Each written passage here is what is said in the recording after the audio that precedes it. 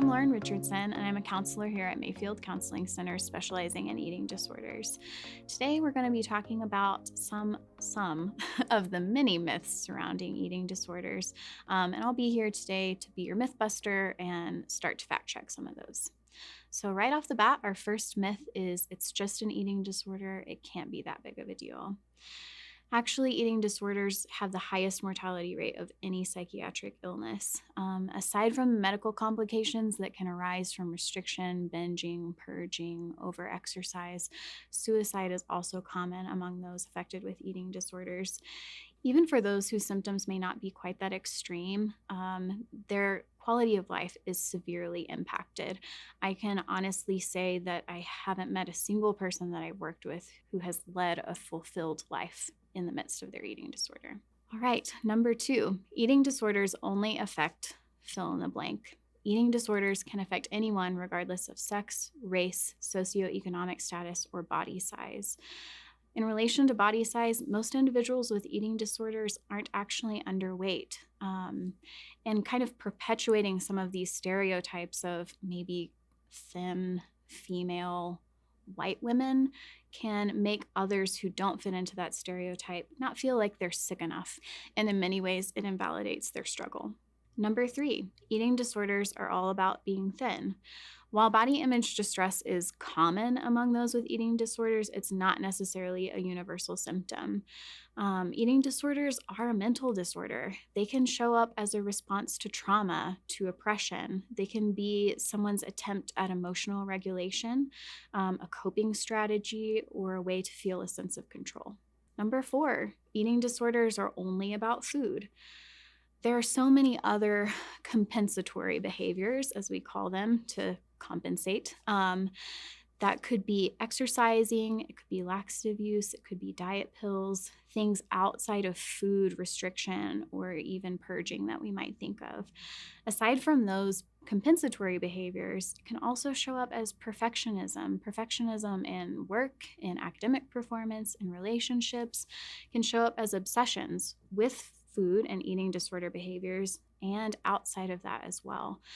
Also, anxiety and depression are very common among those with eating disorders, and the interplay between those can be very challenging to piece apart and tackle. Number 5, dieting always leads to eating disorders. This isn't necessarily true for everyone, but it has been found to be the number 1 predictor of later eating disorder development. If you have more questions about this, see our other video about eating disorders and disordered eating. Number 6, restriction is intentionally eating fewer calories than your body needs.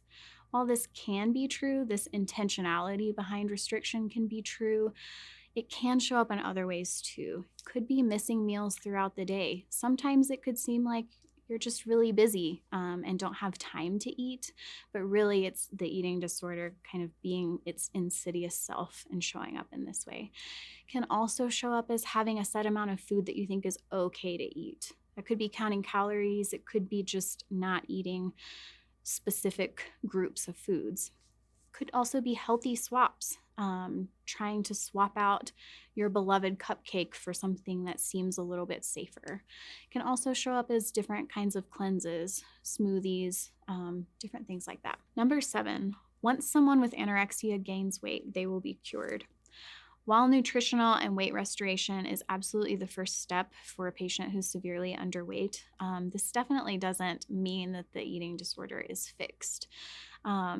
Fortunately, this restoration can lead to better participation by the patient in psychotherapy so that they can engage more fully with that process once their brain and bodies are fed.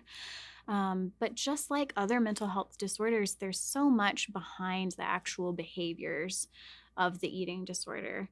So by engaging in psychotherapy, can start to dig a little bit deeper into what's behind the behaviors, as well as helping put in place new coping skills for emotion regulation now that those eating disorder behaviors are gone. Number 8, I caused my child's eating disorder. This can be a really challenging myth to try to bust.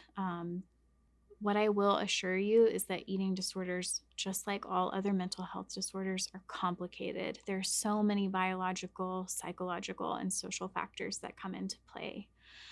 Ultimately, even if this is partly true, um, holding on to this myth doesn't support your child's recovery, and it doesn't support a healing relationship with you and your kid.